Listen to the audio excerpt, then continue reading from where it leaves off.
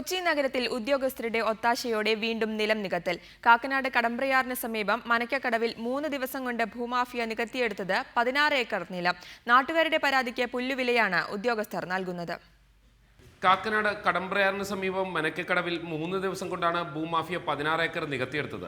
മൊത്തം 30 ഏക്കർ നിലം നികത്താനായിരുന്നു പദ്ധതി.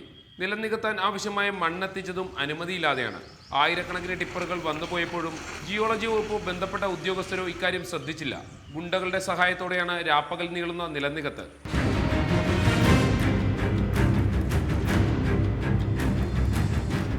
കാക്കനാട് മാത്രമല്ല, ചിറ്റൂരും ചേരാനല്ലൂരും കോതാടും ഉദ്യോഗസ്ഥരുടെ ഒത്താശയോടെ നിലം നികത്ത് നിർബാധം തുടരുകയാണ്. എറണാകുളം ജില്ലക്കകത്തുള്ള ഏത് പ്രദേശമായാലും ആ പ്രദേശത്തെ വില്ലേജ് ഓഫീസർമാരുടെ ഒത്താശയോടുകൂടിയാണ് ഈ വയൽ നികത്തിലൂടെ നടക്കുന്നത്. ഉദ്യോഗസ്ഥ ഭൂമാഫിയ ബന്ധത്തെക്കുറിച്ച് നന്നായി അറിയാവുന്ന നാട്ടുകാർ ഇനി ആർക്ക് പരാതി കൊടുക്കുമെന്ന ആശങ്കയിലാണ്. നിലം നികത്തിന് എതിര് നിൽക്കുന്ന നാട്ടുകാരെ തടയാൻ കുറച്ച് ഗുണ്ടകളും ഒത്താശയാത്ത ഉദ്യോഗസ്ഥരെ വളക്കാൻ അല്പം കാശുമുണ്ടെങ്കിൽ കൊച്ചി നഗരത്തിൽ ആർക്കും നിലം നികത്താം എന്ന അവസ്ഥയാണ് ഇപ്പോഴുള്ളത്. സഹിൻ ആന്റണി, റിപ്പോർട്ടർ, കൊച്ചി.